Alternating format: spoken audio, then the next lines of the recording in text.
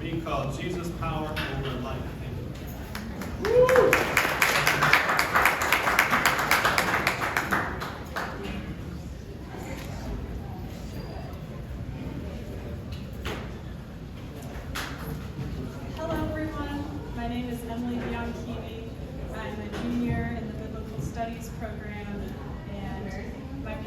My presentation is called Jesus' Power Over Life. My paper was based on the passage Mark 5, verses 21 through 43. And this is the passage where Jesus heals a woman with a flow of blood and raises to life a 12-year-old daughter of Jairus. And I'm approaching this passage with a feminist hermeneutic and arguing that gender is significant in this passage because these miracles demonstrate not only Jesus' power over the forces of death, but also his ability to restore life. So I'll start by walking through the passage here from Mark chapter 5, 21 through 43. And Jesus is by the sea. There's a crowd surrounding him, and a man comes out from the crowd. His name is Jairus, and he's a local synagogue ruler. He gets on his knees before Jesus and says, "My little daughter is dying. Please come lay your hands on her." And so Jesus goes with Jairus, but as he is going, there's a woman also making her way through the crowd. And Mark describes her as having a blood flow and says that she's had this condition for 12 years. 12 years suggests that this is a chronic condition, and this is a reproductive health disorder. So she's losing a lot more blood than a healthy menstrual cycle. So she has a reproductive health disorder. And this woman just comes up behind Jesus and touches the fringe of his garment. And Mark writes that immediately she felt in her body that she was healed. And Jesus feels something too. He perceives that power has gone out from him.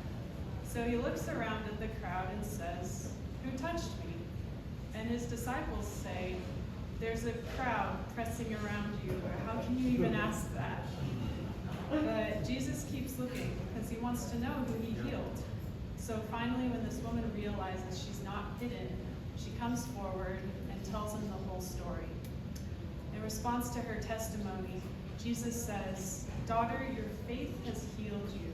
Go in peace and be healed from your disease." But then at that moment, someone comes from the household of Jairus and says, "Your daughter has died. Don't trouble the teacher any longer." Jesus says, "Don't be afraid, just believe." And so he continues on to the household of Jairus. And while he is there, he encounters wailing and mourning. People laugh at Jesus. But Jesus just goes into the room where the girl is lying, only allowing her parents and 3 of his closest disciples to come in with him. And there he takes the girl by the hand and says, "Little girl, get up." And Mark writes that immediately she comes back to life. And parents are astounded, but Jesus charges them strictly not to tell anyone. Instead cares for her and saying, "Get her something to eat." So this is an example of what some call a sandwich story, where there's this bigger outside story, and then there's this little inset story. And that allows us to draw some parallels between the woman and the girl.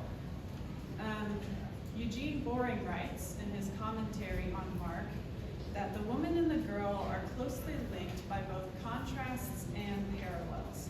Both are restored to community, family, and sexuality. Both are given life, but also become life givers. The healed woman can now bear children, and the young woman now stands on the threshold of puberty, marriage, and family. And so there are 2 layers of significance that I would like to unpack here.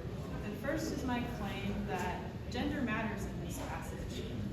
This woman has a disease that's particular to being a woman. Now, we have other accounts of Jesus healing both men and women. He casts out demons from men and women. He heals the blind, heals the deaf. But those conditions are not gender specific. This is a woman who has a disease that's particular to women. It's a reproductive health issue. And so one application that we can draw from this is that Jesus cares about women's health. He says to her, "Daughter, your faith has healed you. Go in peace, be healed from your disease." He shows compassion on her and loves her. And this is good news for women, that Jesus, our Lord, came down incarnate in a male body, but he cares about the female body and concerns that are specific to it. And so, That's so funny. but looking at this passage and who Jesus is, I'd also like to unpack the layers of significance and how looking at gender can point to the overall theological purposes of Mark. So the main point of this passage is that Jesus has power over the forces of death, and this is demonstrated by raising this 12-year-old girl back to life. But my argument is gender matters here, and it does matter that it's a 12-year-old girl. As we look, if you recall the quote from Eugene Mooring, which I read earlier, it says that they have been given life, and they also become life givers. So this 12-year-old girl standing at the threshold of puberty, marriage, and family, we are to look at her and consider the woman who Jesus has healed of her reproductive illness, and consider the girl in this way and her capacity to give life. And so, fitting in with Mark's broader theological purpose in this chapter, or this section, this is a section where we're focusing on the power of Jesus.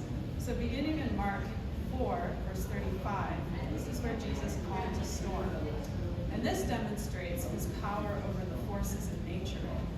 And then Jesus, at the beginning of chapter 5, demonstrates his power over the forces of evil when he casts out demons from the man at the Decapolis. And now finally we come here, verse 21, where Jesus is demonstrating his power over the forces of death. But not just over the power of the forces of death, but also his ability to bring new life.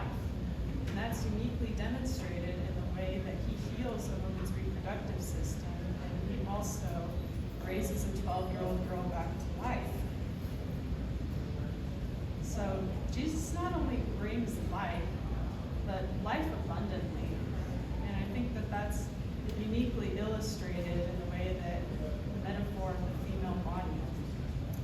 So I've argued that paying attention to gender in Mark 5, 21 through 43, it not only reveals Jesus' compassion for women, but it also serves a theological purpose, the way he heals a woman's reproductive system and raises this 12-year-old girl to life, just to demonstrate his power over the forces of